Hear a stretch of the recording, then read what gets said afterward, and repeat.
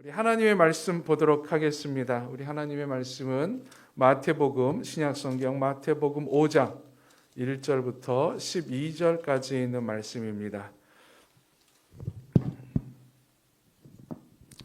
마태복음 5장 1절부터 12절까지 있는 말씀, 우리 찾으셨으면 우리 한 목소리로 함께 봉독드리도록 하겠습니다. 예수께서 무리를 보시고 산에 올라가 앉으시니 제자들이 나온지라. 입을 열어 가르쳐 이르시되 심령이 가난한 자는 복이 있나니 천국이 그들의 것이며, 애통하는 자는 복이 있나니 그들이 위로를 받을 것이며, 온유한 자는 복이 있나니 그들이 땅을 기업으로 받을 것이며, 의에 줄이고 목마른 자는 복이 있나니 그들이 배부를 것이며, 긍휼히 여기는 자는 복이 있나니 그들이 긍휼히 여김을 받을 것이며, 마음이 청결한 자는 복이 있나니 그들이 하나님을 볼 것이며, 화평하게 하는 자는 복이 있나니 그들이 하나님의 아들이라 일컬음을 받을 것이며, 의를 위하여 박해를 받은 자는 복이 있나니 천국이 그들의 것임이라. 나로 말미암아 너희를 욕하고 박해하고 거짓으로 너희를 거슬러 모든 악한 말을 할 때에는 너희에게 복이 있나니 기뻐하고 즐거워하라. 하늘에서 너희의 상이 큼이라. 너희 전에 있던 선지자들도 이같이 박해하였느니라. 아멘. 아마 지난 목요일 21일 오후 5시에 여러분들은 아마 TV 뉴스에 아마 귀를 기울였을 것입니다. 전남 고흥에서 우리나라 순수 기술로 개발한 로켓 우주선 나로가 발사가 되었지요. 순차적으로 모든 일정들이 진행대로 잘 되었고, 또 발사할 때도 화력이 좋아서 폭발력이 좋아서 무거운 로켓이 하늘 높이 치솟는 장면들을 뉴스로 다 보았습니다. 원래 원하는 대로 1단, 2단, 3단 엔진들이 있는데 1단 엔진 잘 발사되고 분리되고 2단도 그렇게 되고 3단 엔진도 연속을 잘해서 목표 지점인 상공 700km 상공까지 올라갔다고 합니다. 많은 사람들이 이렇게 올라간 모습 보고 잘 됐다는 이야기를 듣고 성공으로 다 예견을 했어요. 그래서 서로 축하한다 그러고 기뻐하고, 우리나라가 세계에서 7번째로 큰 로켓을 쏘아올린 나라가 됐다고 막 기뻐했는데, 몇 시간 지나서 정식으로 정부에서 발표를 했지요.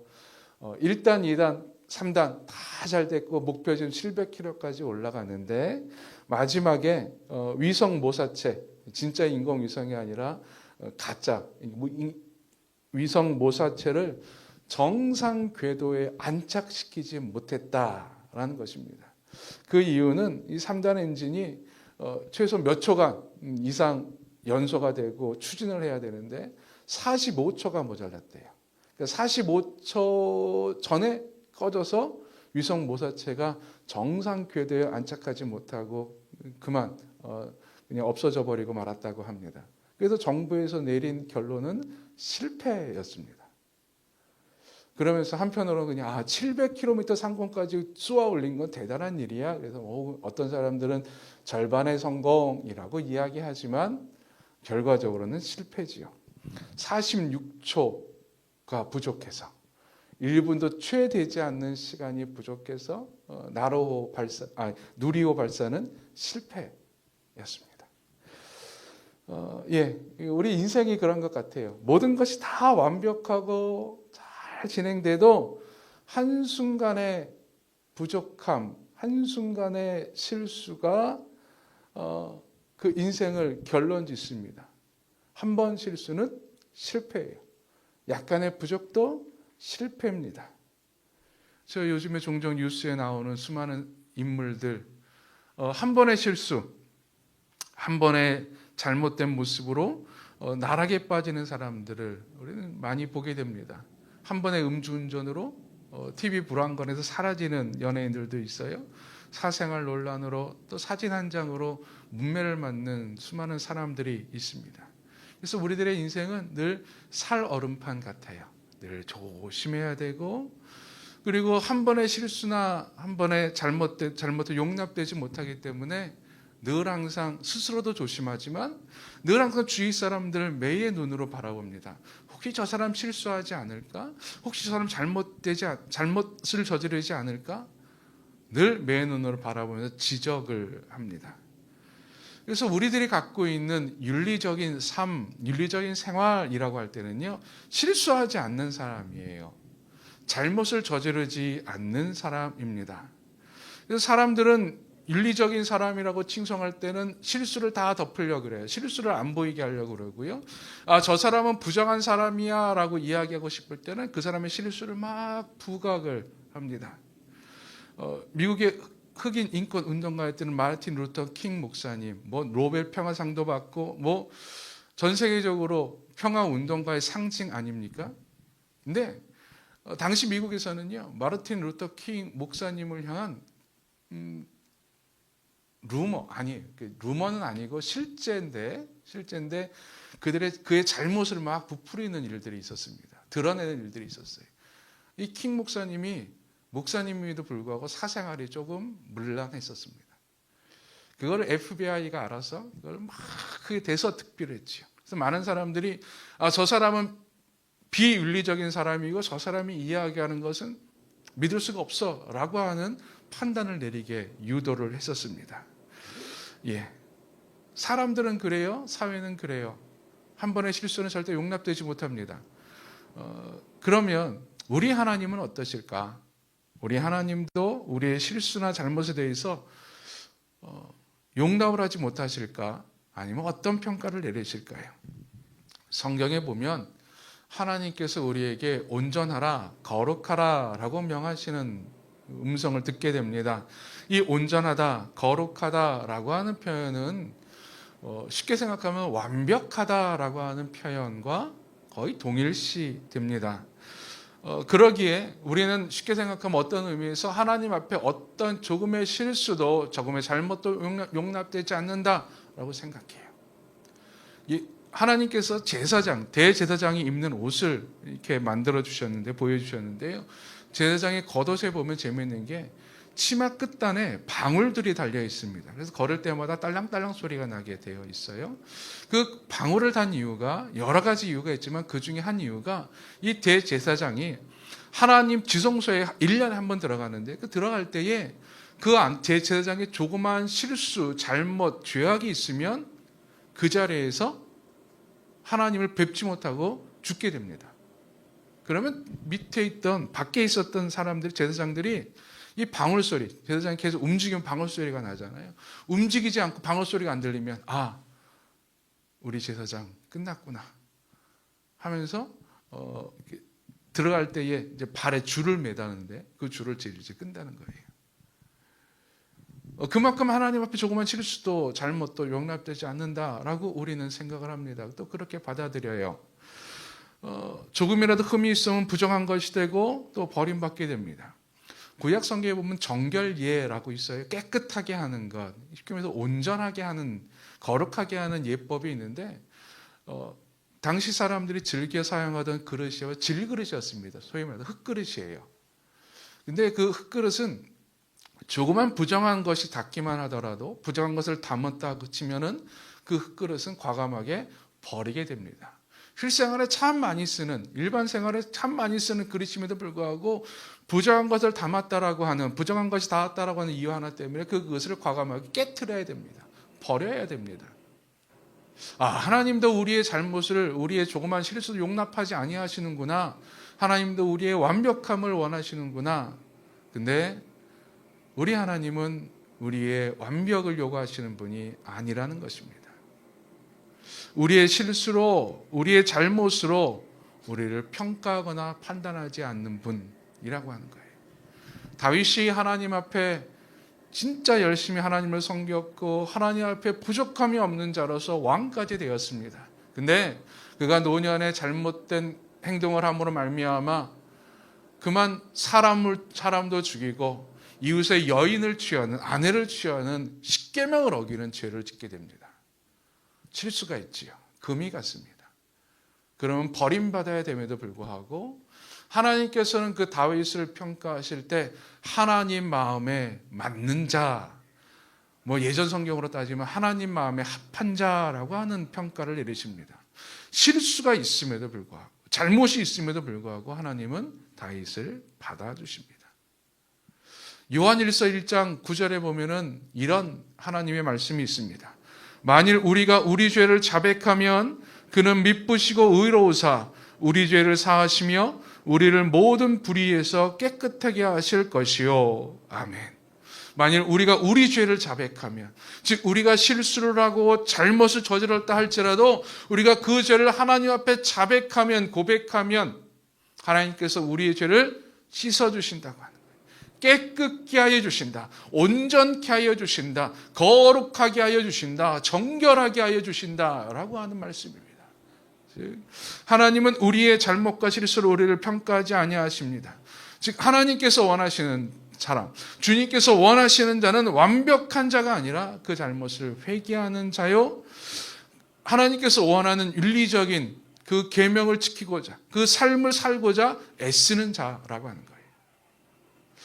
우리가 지금 팔복을 보고 있어요. 산상수훈에 있는 가장 처음에 있는 팔복, 예수님이 우리에게 알려주신 윤리적인 인생, 윤리적인 삶에 대한 지침이지요. 근데 여러분이 팔복에 대한 하나님의 말씀을 들으면서 어떤 마음을 가지십니까? 아, 나는 그렇게 살아서 다행이야. 나에게 이런 마음이 있어서 참 다행이야. 나는 참 복받을 사람이야 라고 생각하십니까?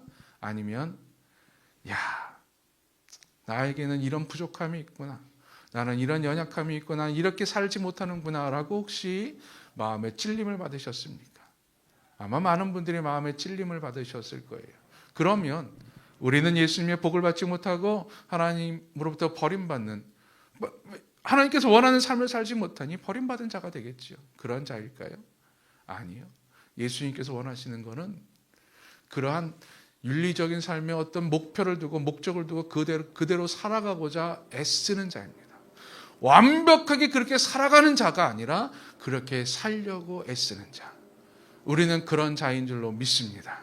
그렇게 살아가는 자들이에요. 그래서 여러분, 우리의 잘못, 우리의 부족함, 우리의 실수, 그걸로 인해서 하나님 앞을 떠난 자가 되지 않기를 원합니다. 하나님은 여러분을 절대 버리지 아니하십니다. 하나님은 우리를 붙잡아 주시고 여러분을 붙잡아 주시고 하나님은 용서해 주시고 품어 주십니다. 그래서 우리는 하루를 살아갈 힘을 얻게 되는 것이죠. 그런 마음으로 우리 예수님께서 말씀해 주신 일곱 번째, 팔복에서 일곱 번째 복을 볼 텐데요. 우리 9절에 있는 말씀입니다. 9절에 예수님께서 이렇게 선포하십니다. 화평하게 하는 자는 복이 있나니 그들이 하나님의 아들이라 일컬음을 받을 것이며. 아멘. 화평하게 하는 자. 화평하게 하는 자가 어떤 자일까? 화평하게 한다는 것이 어떤 의미일까? 이 시간에는 그 예수님께서 선포해 주신 그 말씀의 의미를 한번 찾아보고자 합니다. 먼저 이 화평하게 하는 자, 화평하게 하는 자라고 하는 단어예요. 이 단어는 헬라어로 에이레노 포이오이라고 하는 단어인데요. 신약 성경에 딱 이 구절에만 나오는 단어라고 합니다. 이 에이레노 포이오이라고 하는 단어는 두 가지 단어가 합성한 거예요. 첫 번째 에이레네라고 하는 화평 혹은 평화라고 하는 단어와 포이에인이라고 하는 만들다라고 하는 동사가 합쳐져서 만들어진 단어라고 합니다. 이 단어를 그냥 이렇게 합쳐서 번역을 하면은 평화를 만드는 사람들이라고 하는 뜻이에요. 우리는 이 본문을 영어로 피스메이커라고 많이들 이야기하지요. 평화를 만드는 사람. 헬라어도 마찬가지의 평화를 만드는 사람. 근데 우리가 다른 팔복과는 조금 달라요. 예수님께서 말씀하신 이 관점이 다른 부분은요. 마음이 평안한 자, 마음이 가난한 자, 내가 애통하는 자, 내가 온유한 사람, 내가 의에 줄이고 목마른 사람, 그 사람이에요. 나에 대한 이야기를 해요. 내가 어떤 마음을 가지고 내가 어떻게 살아가야 되는가에 대해서 이야기하는데, 그러면 화평하게 하는 사람, 화평하게 하는 자라고 하는 이 본문도 그런 의미라면 마음이 평안한 사람, 아니면은 평화로운 사람, 반대로 얘기하면 화를 안 내는 사람, 항상 웃는 사람이라고 표현하면 훨씬 더 좋을 텐데 예수님께서는 그렇게 표현하시지 않고 평화를 만드는 사람이라고 표현하십니다. 여기에 예수님의 의도가 있어요. 즉 예수님께서 복 주시는 사람, 아니 예수님께서 원하는 진정한 그리스도인은 단순히 평화를 사랑하고 평화를 소망하고 나는 평화주의자입니다 라고 말하고 나는 싸우지 않고 갈등 일으키지 않고 평화롭게 살아가려고 애쓰는 사람, 혹은 평화로운 성품을 가진 사람, 화를 내지 않는 사람이 아니라 좀 적극적으로 평화를 만들어 나아가는 사람, 평화를 이루고자 애쓰는 사람이라고 하는 거예요. 내가 평화로운 것뿐만이 아니라 내가 있는 이 공간에, 내가 처해 있는 그 상황에 평화를 만들어내어 가는 사람이라고 하는 의미예요. 적극적이죠. 그래서 여러분, 화평하게 하는 자는 복이 있나니 라고 하는 본문을 읽거나 묵상하실 때에는 꼭 이걸 기억하세요. 그 앞에 적극적으로 평화를 만들어가는 사람, 적극적으로 내가 뛰어들어서 평화를 만들어가는 사람. 그러니까 예수님께서 원하는 그리스도인의 모습은 내가 뛰어들어가서 적극적으로 평화를 만들어가는 사람들이라고 하는 거예요. 예수님께서 말씀하신 이 본문에는, 이 선언에는 한 가지 전제가 있습니다. 뭐냐 하면은 지금 우리가 살고 있는 세상은 화평의 세상이 아니라 불화의 세상이라고 하는 거예요. 평화가 없는 세상, 평화가 깨져 있는 세상이라고 하는 전제입니다. 만약에 세상이, 우리가 살고 있는 사회가 다 평화롭다면 뭐 평화를 만들어 나가는 사람이 필요하겠습니까? 평화를 건설하는 사람이 필요하겠습니까? 필요 없지요. 다 평화로운데. 그러나 평화를 건설하는 사람, 평화를 만들어가는 사람이 필요하다고 하는 것은 이 세상은 지금 평화가 깨져 있는 상황, 불화의 세상이라고 하는 거예요. 근데요, 재미있는 사실은 예수님께서 이 말씀을 하실 때 당시의 유대, 당시의 세계 정세는요, 로마 제국하였어요. 로마 제국이 세계를 정복하고 지역을 정복하고 전쟁을 억제하던 시기였습니다. 그래서 사람들이 팍스 로마나 로마로부터의 평화, 로마가 만들어가는 평화라고 하는 세상이었어요. 즉 평화로운 세상이라고 선포했을 때예요. 우리는 평화롭습니다 라고 외쳤던 시대였어요. 여러분, 지금 우리의 시대는 어떻습니까? 생각하기에 평화로운 시대예요. 전쟁 없어요. 물론 전쟁의 위협은 있을지라도 전쟁이 없는 사회를 살고 있습니다. 뭐 큰 분쟁이 일어나서 뭐 싸우고 죽고 뭐 칼로 찌르고 있는 그 사회도 아니에요. 어찌 보면 평화로운 세상이라고 이야기할 수 있을 것입니다. 그러나 겉으로는 평화롭지만, 겉으로는 갈등이 없고 겉으로는 그저 평안하다고 이야기하지만 그 속에는 불화가 있고 그 속에는 불안이 있고 우리는 늘 진짜 평안을 기원하고 있지요. 그래서 우리들의 인사가 그것 아닙니까? 안녕하세요. 평안하십니까? 이스라엘 사람들의 인사도 샬롬이었습니다. 평화였어요. 평화를 기원하는. 그러나 이 세상은 불화의 세상이라고 하는 것. 그래서 우리는 이 시대의 불화를 볼 수 있어야 됩니다. 평화가 깨어진 그 모습을 바르게 직시할 수 있는 눈이 필요합니다. 여러분, 평화라고 하는 것은 무엇일까요? 여러분, 평화, 화평 그러면 뭐가 떠오르십니까? 아마 제가 처음에 얘기했던 전쟁 없는 것, 싸우지 않는 것, 그게 가장 평화로운 것 같아요. 부모님들이요, 자녀들을, 형제가 많은 자녀들을 키울 때 집안이 평화롭다라고 할 때는 언제냐면은 그 형제들이 싸우지 않을 때예요. 다투지 않을 때, 야, 우리 집 진짜 조용하다, 야, 우리 집 진짜 평안하다, 평화롭다라고 이야기해요. 즉 평화라고 하는 건 싸우지 않는, 전쟁이 없는 상태를 의미하기도 합니다. 또 좀 더 적극적으로 표현하면요, 평화라는 거 하는 것은 사회 정의가 실현되는 상태를 의미한다고 합니다. 좀 더 철학적으로 따지면은요, 평화라고 하는 것은 마음이 평안한 상태를 의미한다고 합니다. 즉 평화의 정의는 여러 가지예요. 여러 가지예요. 그리고 그 평화의 정의에 따라 평화를 추구하는 자의 모습들도 다 다릅니다. 그러면 예수님께서, 하나님께서 말씀하신 평화라는 것은 무엇일까요? 화평이라는 것은 무엇일까? 단 한마디로 표현할 수 있는데 그것은 에덴 동산입니다. 하나님이 처음으로 세상을 천지를 창조하시고 아담과 하와를 살게 두셨던 그 에덴 동산의 모습, 그것이 성경에서 말하는 하나님께서 원하시는 평화지요. 하나님과 아담과 하와가 함께 거닐며 산책하는 그 관계. 아담과 하와가 여러 동물들과 함께 어울리며 그들과 함께 뒹굴며 함께 살아가는 그 아름다운 모습. 아담과 하와가 서로 부부로서의 사랑을 간직하며 함께 서로 돌봐주고 부족한 면을 채워주는 그 모습들. 조화로운 모습들. 갈등이 없고 바른 관계가 회복된 모습이 바로 평화입니다.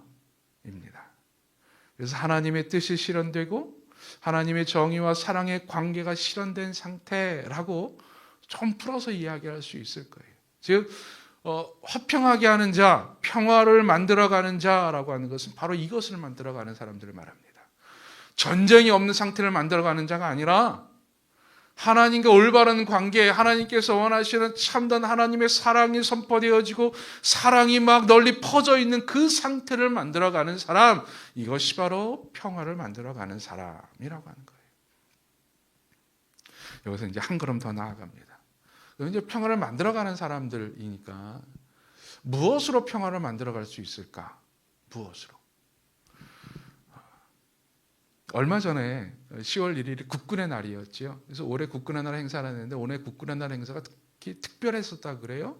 예전에는 국군의 날 행사하면은 뭐 이렇게 여러 군인들이 또 신식 무기들이 쫙 지나가는 소위 말해 열병식이라고 합니다. 군인들이 지나가는 열병식으로 보통 국군의 날 행사를 거행했었는데 올해는 특별하게 작전 수행 과정을 영상으로 실시간으로 영상으로 보여주는 것으로서 국군의 날 행사의 메인 이벤트를 했었다 그래요. 그래서 저도 한번 찾아봤어요. 참 멋지더라고요. 그 합동 상륙 작전으로 6회 공군이 해병대까지 포함 6회 공군이 함께해서 적진이 있는 곳에 상륙하고 그 적진에 제압하는 과정을 보여줍니다. 온갖 첨단 무기들이 다 동원돼요. 비행기, 배, 뭐 장갑차, 뭐 여러 가지 포함되면서 딱 해서 적진을 딱 제압하는 그 장면. 그래서 태극기가 쫙 내려오고 이제 영상이 끝나요. 되게 멋지더라고요. 근데 여러분 그 작전의 이름이 뭔지 아십니까? 그 작전 이름이 피스메이커입니다. 평화를 만들어가는 사람들. 근데 재밌지요? 온갖 첨단 무기로 평화를 만들어가요. 여러분 사람들은 그래요. 우리 인간은요 평화를 만들어갈 때 힘이 필요합니다. 그 힘으로 평화를 만들어가려고 그래요. 무기로서 첨단 무기로 적을 제압해서 전쟁을 억제합니다. 이건 우리가 평화를 만들어가는 사람입니다 라고 하는 표현이지요. 예, 군사적 힘을 가지고 평화를 만들 수 있다. 이거는 뭐 현대뿐만 아니라 고대로부터 계속해 내려오는 우리들의 생각입니다. 예수님 당시에 팍스 로마나 그때 당시 전쟁이 없었어요. 그 전까지만 하더라도요, 늘 항상 전쟁이 있었고 사람들은 군인으로 끌려고 징병당해서 거기서 죽음을 당했어야 되는데 로마 제국이 다스렸을 그 당시, 예수님 당시에는 전쟁이 사라졌어요. 왜요? 로마의 군사력으로 다 제압했거든요. 전쟁 못 일어나게 했거든요. 힘으로서 세상을 억제하니까는 조용했어요. 그래서 팍스 로마나 평화라고 이야기했어요. 평화의 시대라고 이야기했어요. 예, 우리는 힘으로 평화를 만들어갈 수 있습니다.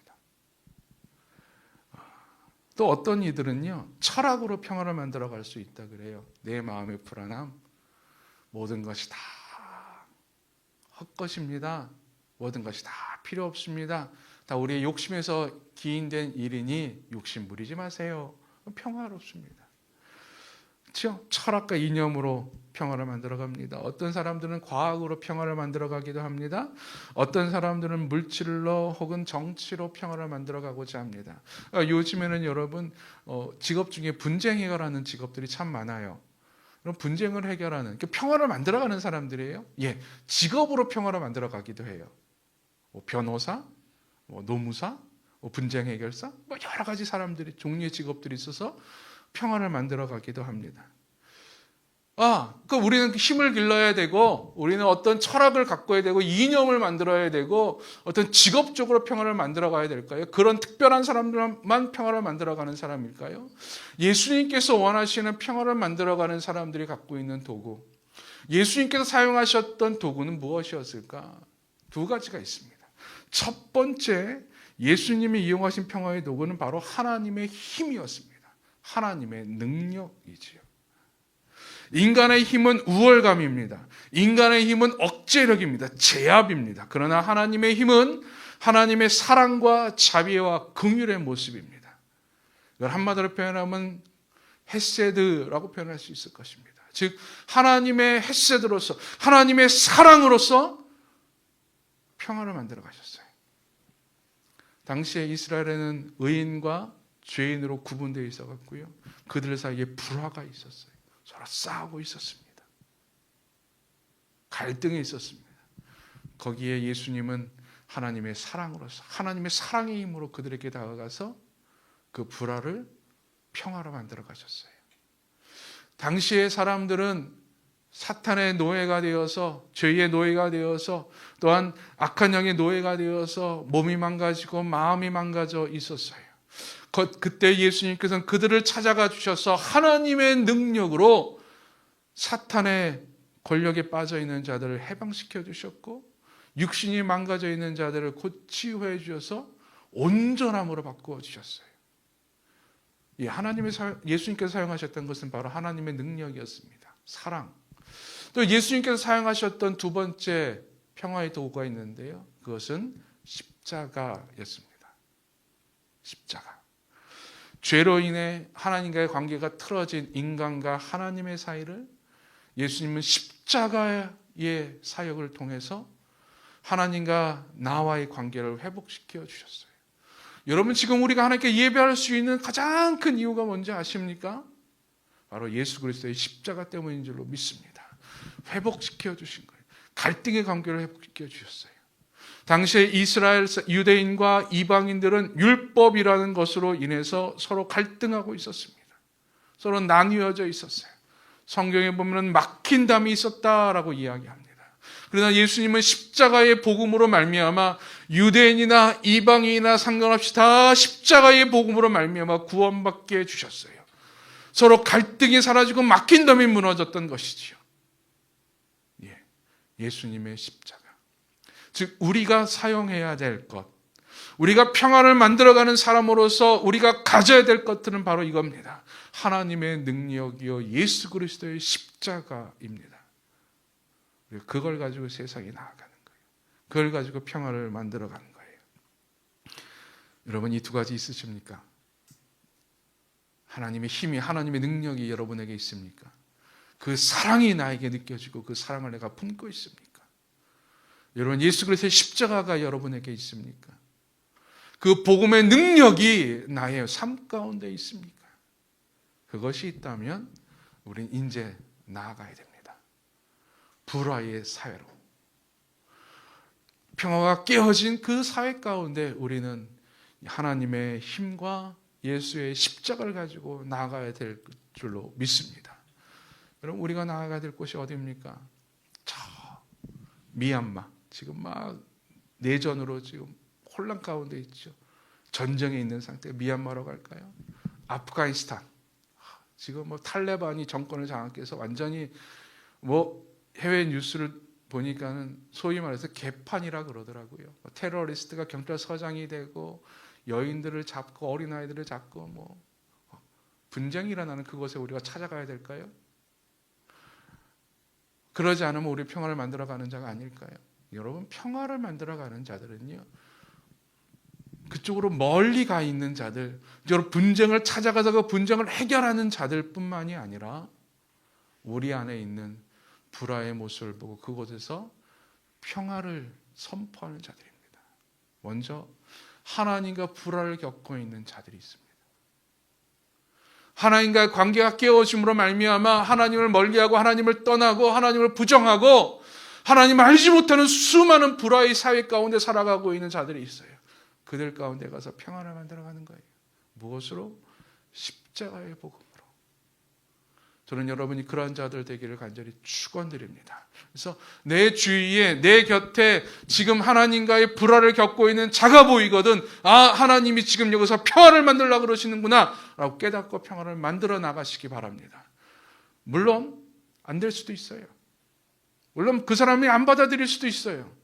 그렇다고 해서 우리가 평화를 만드는 일에 게을리해서는 안 됩니다. 일의 결과는 누구에게 있습니까? 하나님께 있어요. 여러분, 평화를 만들어 나아가는데 내가 노력해서 내가 평화를 만들어가는 것이 아니라 내가 평화를 만들어 나아가는 거예요. 그러면 그 평화를 주시는 분은 하나님입니다. 결과를 주시는 분. 우리는 만들면 돼요. 그래서 하나님과의 갈등이 있는 자들에게 찾아가는 겁니다. 여러분, 몸과 마음의 갈등이 있는 자들이 있어요. 우리 곁에. 그들에게 찾아가서 하나님의 사랑으로 위로자가 되는 겁니다. 그들을 찾아가서 그들의 병든 몸을 부여잡고 함께 눈물을 흘리며 함께 기도하는 겁니다. 뭐 치유의 능력이 있어서만 병든 자를 찾아갑니까? 아니요. 여러분, 치유의 능력은 모든 그리스도인들에게 주는 것이 아니라 특별한 자들, 특별한 상황에 처해 있는 그리스도인들에게 주시는 성령님의 선물입니다. 그러면은 우리들은요, 아픈 자를 품는 거예요. 초대교회 때부터 특별한 교회의 전통이 하나 있는데요. 당시에는 전염병이 참 많이 있었습니다. 근데 당시에 전염병이라고 하는 것은 뭐 서로 마을 간에 도시 간에 왕래가 그렇게 많지 않았기 때문에 한 마을에서 한 도시에서 전염병이 돌면은 웬만하면 그 도시가 완전히 폐쇄되고 그래서 요즘 말로 락다운 시키고 거기서 모든 사람들이 전염병으로 죽고 사라질 때까지 찾아가지 않는 것이 전통이었습니다. 그렇게 해서 전염병을 다 처리를 했었어요. 근데요, 초대교회 때부터 이 전염병이 있는 곳에, 사람들이 죽어가는 곳에, 사람들이 신경 쓰지 않는 병든 자들이 모여 있는 곳에 찾아가는 자들이 있었는데 그들이 그리스도인들이었습니다. 그곳에서 함께 어울리는 장소가 있었는데 그것이 교회였다고 합니다. 평화를 만들어가는 것이지요.